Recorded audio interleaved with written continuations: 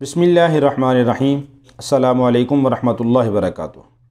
محترم ناظرین، ہر آدمی یہ چاہتا ہے کہ مجھے کوئی فکر و پریشانی لاحق نہ ہو، ہر پریشانی سے میں بچا رہوں۔ کوئی آدمی بھی یہ نہیں چاہتا کہ مجھے پریشانیاں لاحق ہوں۔ ہر آدمی پریشانی سے بچنے ہی کی فکر میں ہوتا ہے۔ تو اللہ کے نبی صلی اللہ علیہ وسلم نے ایک دعا بتلائی ہے کہ جو آدمی صبح شام 7 مرتبہ یہ دعا پڑھ لے تو اللہ رب العالمین ہر فکر پریشانی سے اس کی حفاظت فرماتے ہیں۔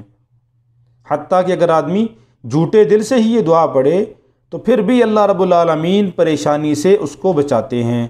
حضرت ابو درداء رضی اللہ تعالیٰ عنہ سے روایت فرماتے ہیں کہ رسول پاک صلی اللہ علیہ وسلم نے فرمایا کہ جو آدمی صبح شام یہ کلمات پڑھ لے گا، حسبی اللہ لا الہ الا هو علیہ توکلت وہو رب العرش العظیم، حسبی اللہ لا الہ الا هو علیہ توکلت وہو رب العرش العظیم، حسبی اللہ لا الہ الا هو علیہ توکلت وہو رب العرش العظیم۔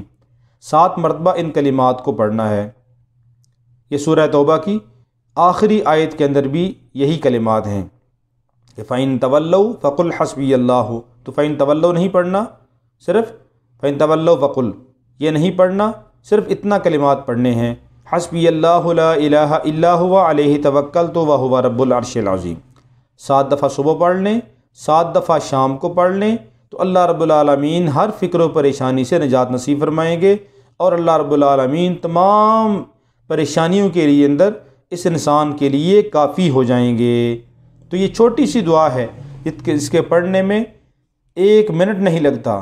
7 دفعہ پڑھ لیں، اللہ رب العالمین پریشانی فکر سے نجات نصیب فرما دیں گے۔